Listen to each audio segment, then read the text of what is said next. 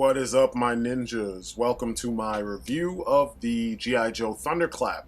Now, this is one of those rare gems in the series that, it existed, it fell off my radar. Thanks to G.I. Joe Berg, it got back on my radar. I hunted it down piece by piece by piece by piece by piece until mine was complete. And I love this thing. I love it. It's probably my favorite vehicle in the entire G.I. Joe line. And it's not just the fact that it's a giant gun, a giant cannon. It's the fact that you have three pieces. One vehicle that separates into three pieces that can operate independently, and they're all armed to the teeth. I love that. I love the fact that the three vehicles are very different, even though two of them are very similar. I love the fact that I can fill this thing up with Joes. I always love that when you have tons of space to put all your Joes in there. I love the fact that this thing works perfectly, obviously, with your vintage figures, but it also works perfectly with your modern figures. Despite what a lot of people say about the, compatibility of modern era figures and vintage, G.I. Joe vehicles. One of the cool things about this, though, is that, another cool thing about this is that if you wanted to customize this for Cobra, it would work, because this does remind me of something else, and I'm going to get to it in just a second. But it's just a powerful, mean-ass vehicle. And look at this cannon. Holy shit. And you see the Joe sitting in the gunner seat. You can totally see that that gun is huge, It's not like today's stuff. But what I was going to say is this is probably based off of the Gustav railway gun. This was an old German rail cannon. Now, when we say rail cannon, we don't mean a rail gun using magnetics and such. We mean it travels on the railways. There was another version, and there's several versions across time, but the Dora railway gun was another one. And it has more of the barrel shape that, kind of reminds me of the Thunderclap. So there's your real world dose for those of you who need it. But back to the figure, or to the vehicle. Excuse me. I love the fact that there is room for all the Joes. You can put a shitload of Joes on this thing. Everyone has a little area that they need to be at. I love the fact that it looks very functional, and when you read what the features are, is the in-world features, it's like, holy crap, this is one of the perfect heavy weapons, like super heavy weapons for the Joe team, because it is very much a fast attack. It has fast attack capabilities if you separate it, and it has some lightweight stealth capabilities if you have it detached, because there are scrambling systems, satellite scrambling systems, that would cloak this thing or keep this from being detected once you put the cannon where you need it and have it shell off onto whatever target you want it to. And I think the fact that they even thought about that, so that it's not just a sitting duck wherever you leave it, I think that's just, it's fucking dope. So here's the back of the box for those of you who wanted to see that. I don't normally get big into the box, but with this particular vehicle and with G.I. Joe vehicles in general, I always felt like I was a big kid because I got this, vehicle with schematics and whatnot, in the box and on the back of the box. Big ups to yojo.com.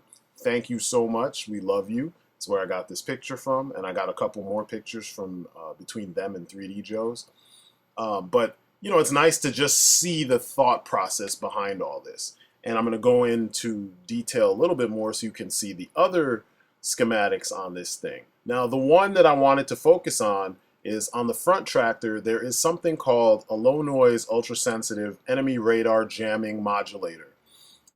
So what this does, obviously, is it jams enemy radar, which means you can drive your Thunderclap into enemy territory as long as you're, not in line of sight of a vehicle, direct line of sight of some vehicle or station, and set up shop undetected.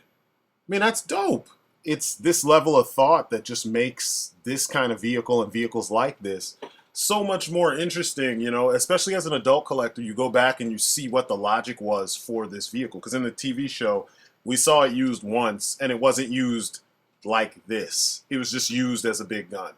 But to see that there is a method to the madness, and this thing can just pull up to an area as long as you take the right path to stay out of the direct line of sight of anything, you could actually be using this in your surgical strikes. That's awesome.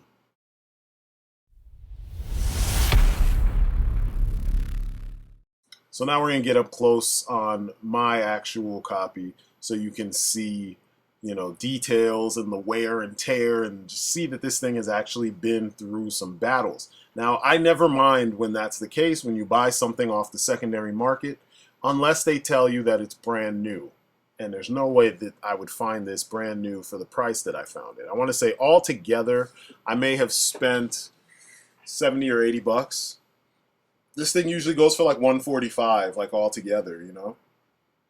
Everything works. I even have replacement parts because I had to buy a parts lot in order to finish this thing. But I'm so glad that I did finish it. There are a lot of little play features and areas to put people, and you know, just things that you should be paying attention to and that you will pay attention to while playing with this thing. The storage is nice for, or cockpit space for your Joes is really nice. Like I said, you can see that it fits modern Joes with no problem. I definitely was going for utilizing smaller Joes, but for a while I had Sergeant Stone in there, and he's on the bigger side. So it doesn't really make a difference. Just find some Joes you like and put them up in there, and they'll fit. There's lots of detail hid all throughout this vehicle. I mean, nothing's hidden. Everything is just right there, front and center. I mean, there's cockpit details, you know, dashboard details, engine covers and engine detail as always. The wheels, the bumpers, even the stickers that you got actually add a lot of character to this vehicle, and I love that. Yeah, whoever owned this before me didn't put all the stickers on straight. But, you know, it is a toy after all. You can only nitpick so much before you lose, you know, the essence of what it is you actually own. And you own a plaything, you know. So I don't mind that everything is not super perfect, you know what I mean? But I managed to get all the missiles. I managed to get, you know, all the little details that you need for this thing to operate at, you know, maximum efficiency. I've got it. All of it's here. This missile pod over here is pretty cool. I like that. This thermal protected missile launcher. Those are surface to surface missiles. I like the missiles on the sides of the various tractors. Those are nice. It's the same surface to surface missiles. These giant freaking cannons. Giant cannons. I love them. Love them. I mean, they just look, you can even see where the ammunition is on the top in those top clips. And I just love how powerful they look. I mean, the thing just exudes power. I don't know if it's somebody is overcompensating or, you know what I mean? It's just, it's awesome.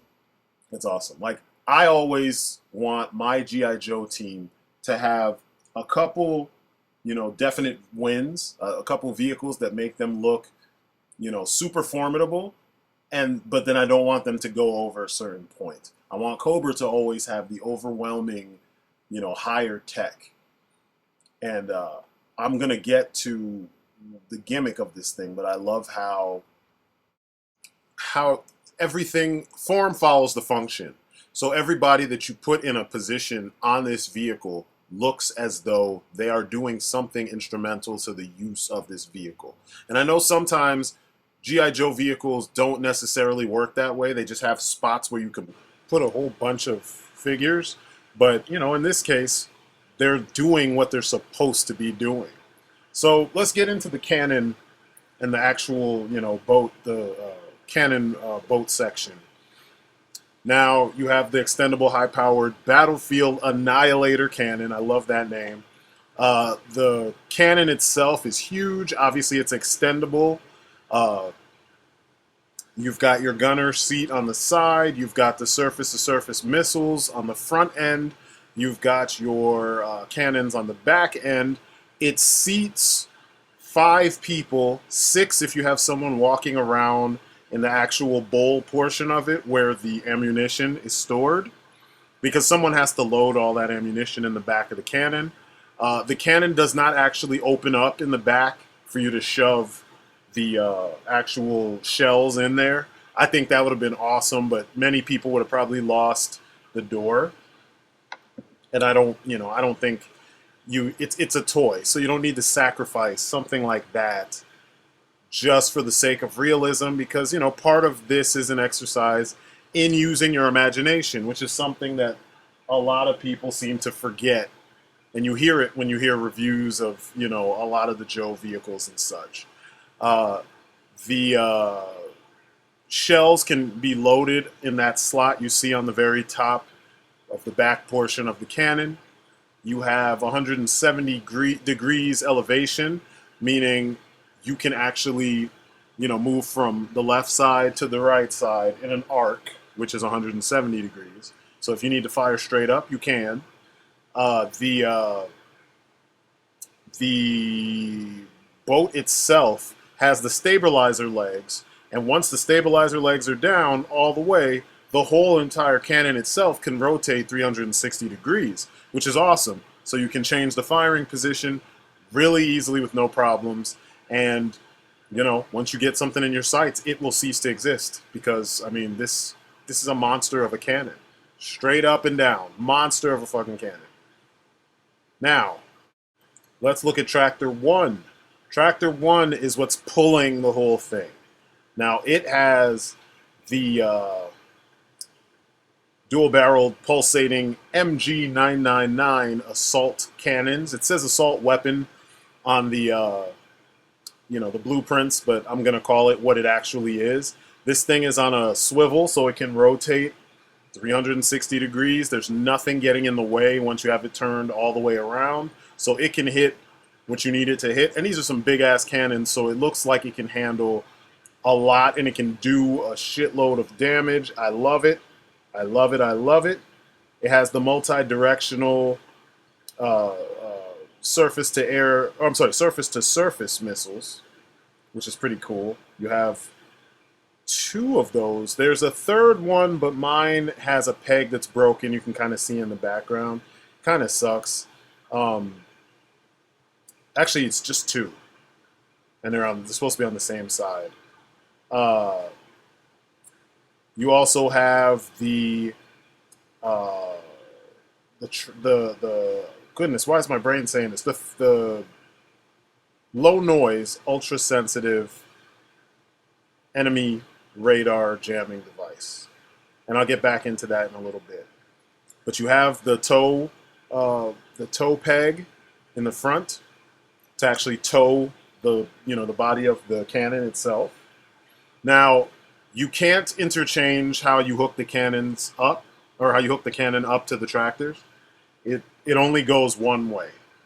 I've seen reviews, and I've seen pictorial reviews, and I've seen instructional videos where people had it all mixed up, and I don't understand how, but they didn't have it connected. They just had the cannon facing the wrong direction.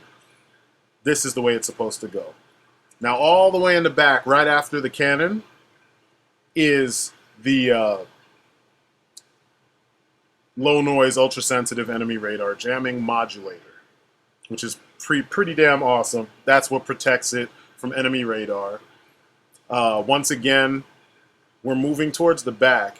Right below that is the peg where my other missile should be. Like I said, mine came broken, so that's the only piece that doesn't work on mine. Now, overall, though, you have a pretty sleek, pretty fast, pretty, nice looking vehicle. It looks the part, and I love it. I love it. I love it. I love it. I have so much fun playing with this thing. It just works well. So now the second one. It's the back tractor. That's why the peg is on the front.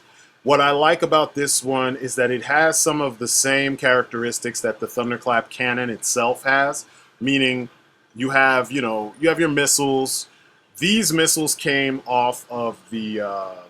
actually, no, these are the actual right missiles. The proper missiles.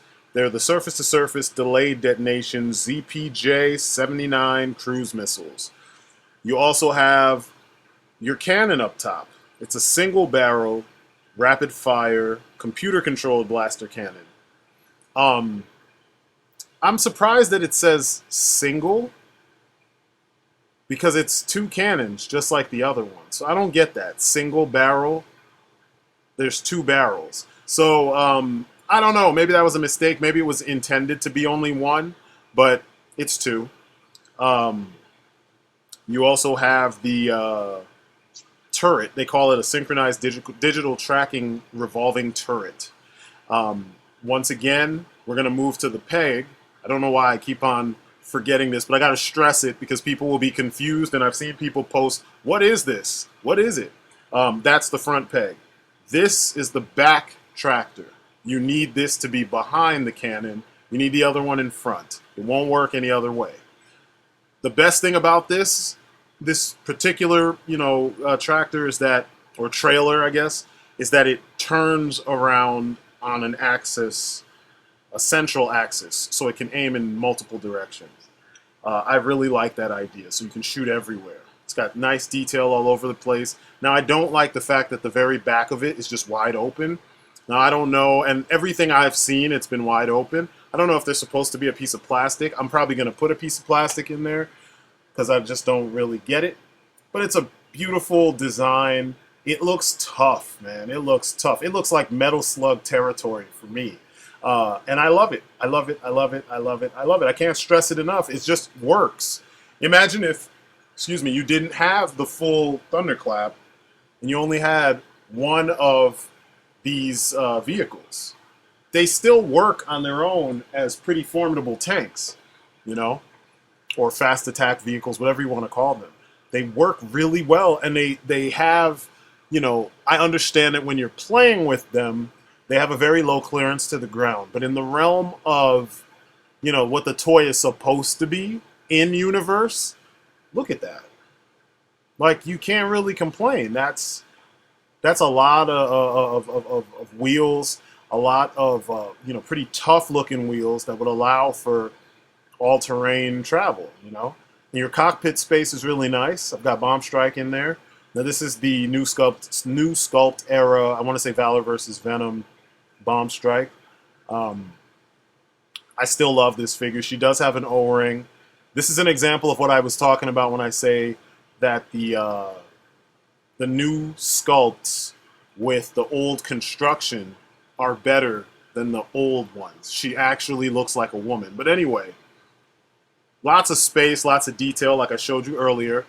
This was the cockpit space for the first truck, the tractor, which is, I forgot to put it up earlier, so I figured, hey, let me put that up right here so you guys can see it again and see that there is detail and there is room. You can see she's not fully taking up all the space.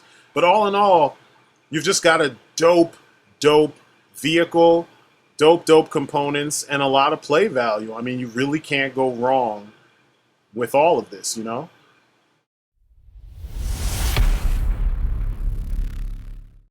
So for your driver, we have long range. Mine did not come with long range. And I wasn't looking for long range because I actually do not like this design at all, any way, shape, or form. I guess he would look better if you took the helmet off, but I think he's a very strange looking, way out of left field design considering what his role is. I would have had someone with just a lot of gear on, like a vest and everything else. But, considering what time period he's from, he's not bad. This was the version that came with the Rolling Operations Command Center. Whole different character, same code name, which leads into what I do. But here's Caliber. Caliber is my driver for the Thunderclap. He is the heavy ordnance specialist for the G.I. Joe team, or a heavy ordnance specialist for the G.I. Joe team. Now, what I decided to do was, since I did not have a bunch of these Joe Troopers, I was like, or Ultimate Dukes, I guess, but they kind of serve the purpose as Joe Troopers. I figured I would just make him into a singular character because he's the only one I have. I like this body. I did a little bit of customizing on it. You can see he has different lower arms, and I think he might have different feet also. I could be wrong. That could be on a different figure that I changed the feet. But I like the look of this figure. It's very modern. I like the way he handles his weapons. He looks very sturdy and very tough. And so I figured I would connect him to me, of course, and I made him my brother. And he is, he's still part of the Joe team instead of being a Fenris Company member. Figured, let's just have, let me add to the Joe ranks. This is the part that I love because you get to you can do these things. If I'm updating my collection, because my collection is more on the modern side, even though I do have a few vintage figures, I figure, vehicle drivers need to have some kind of, they need to be upgraded. At first I was going to call him long range, but my brother's a little bit of a gun nut. So I figured I would let him, he drives the biggest gun. You know what I mean? And he's a bit of a weapons specialist himself, but he likes the heavy stuff, So he's got a lot of armor on. He's got a helmet that he's all covered up in once he's got that on. He just looks ready. And when you see him side by side with Weaponsmith, you see the callbacks design-wise, because that figure is based on the Joe, or it's on the Joe Trooper body, which I am also, my whole team is made from the Joe Trooper body. So I really dig that. It works for me. It's really cool. I figured it would make sense, so I did it. All right, let's compare. So I figured I'd do one real quick comparison just so you can see the size of this thing. That is the Rise of Cobra gunship. And it's a decent length. It's about the length of most of the Joe helicopters, and it's a little bit shorter than your True Heroes Chap May helicopters. But you see that it doesn't even, it's like half, if that, of the actual total, Thunderclap. So that gives you an idea of the size of this thing. Now, I know I say that things are perfect often, but even this being so awesome, I have some issues with it. The first issue I have is that, and this is a nitpick, it's not a real issue, is like I said earlier, you can't open the back of the cannon in order to load in the shells. And you don't really have enough room to do so because of the seat, the back seat, where the other two Joes are actually, stationed. The next problem, there's no floor. Why is there no floor? I mean, I guess back in the day we really didn't pay attention, and you can still play with it. It doesn't really get in the way, but it's weird because once you position them how you want them, you realize really quickly that there's no floor for them. Even in the chair, there's like no backing, no nothing, and their feet just dangle out like that. And it's weird, I don't like it. Kind of like the Joe Berg guys said, it makes them look like the Flintstones. You know what I mean? Like, that's not really that cool, in my opinion. But and then the seat shouldn't probably be that close to the gun. You know what I mean? The gunner seat. But if you're gonna be that close, you need gear, special gear. But the dangling, man, that's the big issue right there. Is that dangling shit needs to stop. It's bad. It's real bad. It's real bad. I don't like it.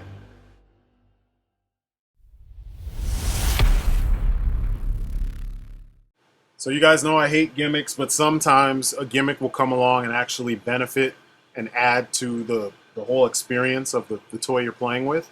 This one is pretty cool. It's not without its flaws, but the idea is that you load in your shell. I have a trooper, a green shirt, loading in the shells. And once you load the shell in, there is a tab on the side of the cannon that you will, push up and pull back. And when you pull back, it simulates the shell being ejected from the chamber of the cannon as you simulate the cannon firing. So, you know, it's a pretty cool idea, and in theory, it works really well, but in application, you can run into some problems. But let me give you an example of how it's supposed to work. So as you see, I loaded it in, you cock the thing up, pull it back, and it fires out. Perfect, right?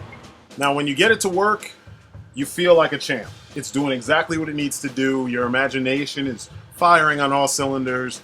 You can imagine the blast and everything, but sometimes it doesn't work properly. So same motion. It's loaded, pull the thing up. It's stuck. It's stuck. It did not work. Sucks. So, you know, needless to say, it doesn't always work the way that I would like it to. And yeah, I guess that's something that you have to keep in mind. It's not so much a problem and a nitpick, but it's just an eventuality of using that gimmick.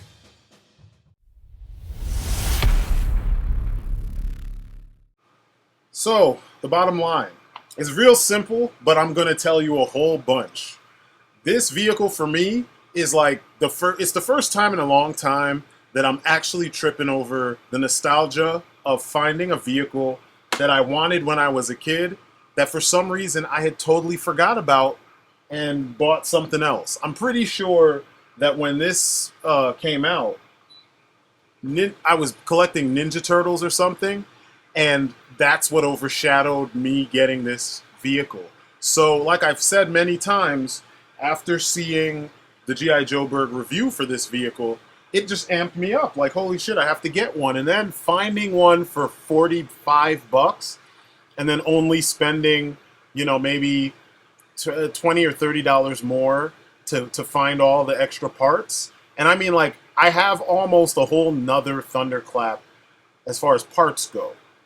You know, I don't have like 2 extra tractors, but I have the body for the gun. I have the stand for the, you know, for the gun, the middle portion. I have missiles galore. I have, you know, replacement cannons, blah, blah, blah. So, like, whatever happens to this, I can replace it and I can fix it for the most part. So I will be playing with this thing, and that's the beauty of it, you know? When I last saw this, I was, like, hardcore. I was, like, 10 or 11, no, maybe 12 years old. And I was playing heavily with my Joes, you know? The few Joes that I had. So seeing this and having it all together is just, it's awesome. Now, nostalgia aside, even with the shortcomings, this vehicle is still a shitload of fun, you know? I have this footage because this was from when I first got it, and I got it all put together, and I realized what I needed, you know, to complete it. But shortcomings aside, this is a very imaginative vehicle that blends the line, blends elements from, you know, your real world with the railgun, you know, the railway gun, and, you know, your sci-fi with putting the railway gun on 2 small tanks and having them drive around, and, you know, the scrambler and all that stuff. Essentially, the application of this weapon is where the sci-fi elements come in. And I think that's awesome, you know? I think that if you're a collector of G.I. Joe, there's no way you can just deny that this is a very awesome vehicle. And I mean, it kind of feels like, in some ways it feels very much like a Cobra vehicle because of the overwhelming stopping power that this would have. But then in other ways, when you think of the whole America, you know, strain of thought or stream of thought, whatever, train of thought, this kind of seems like something that the American military, an American special forces operation would use to stop, you know, terrorists, you know, terrorism, you know, to deal with the opposition. And Cobra has some pretty funky, crazy stuff. This would just blow that shit out of the water. So it's pretty awesome that there is an application to it that allows for things to be, you know, allows for usage, proper usage in your collection. It allows for you to come up with some crazy situations. And I mean, not to mention all the jokes. all the innuendos about, you know, boners and blah blah blah, like you saw in some of the other videos. It's just a lot of character. It's awesome. I mean, just imagine like an action set piece built around this. You know, you guys could figure out some. Lost Planet 2 had one. Got a little bit So better than I was expecting. it's just one of those Yeah, that things. was So the previous footage you saw was the before, and this is the after. This is once I've gotten everything on it, all the missiles, the guns, etc., etc. And I'm besides myself with this figure. It looks great. It plays great. It rolls great. Even I remember in one of the reviews they talked about the clearance being kind of low. It doesn't matter. When you put it on carpet and you roll it, it rolls. It rolls fine. There's no problems there. So, you know, there's very little to prevent you from owning the largest gun in the line. There's very little. For me, this is, you know, it has the history because I have a history with this thing, but it's just a great vehicle. It's fun. It fits your classic figures and your modern figures and your new sculpt era figures. You know, it doesn't matter. It's just good. And, you know, like the core and shit like that, you can still play with it with them. So if you don't have Joes and you don't want to break the bank with Joes, you could use your core figures.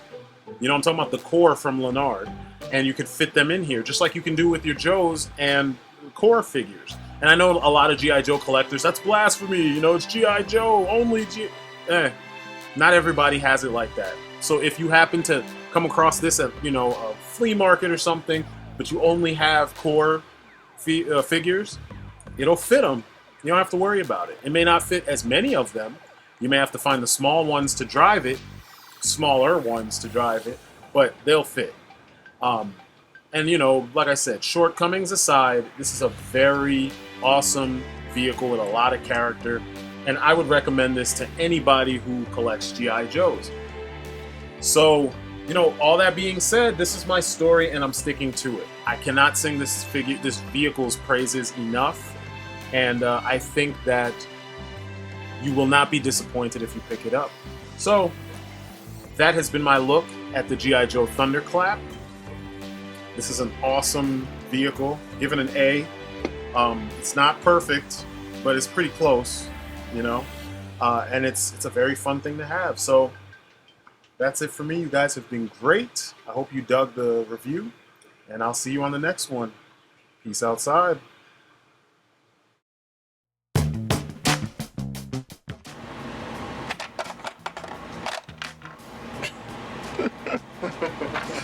That's not the way you're supposed to do it.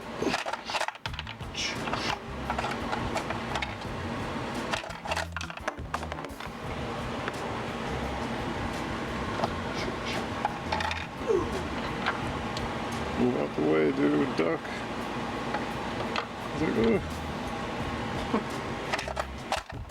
Of course, hit my hand. Yep.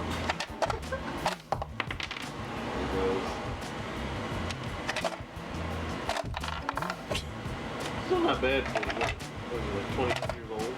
Yeah. It's perfect.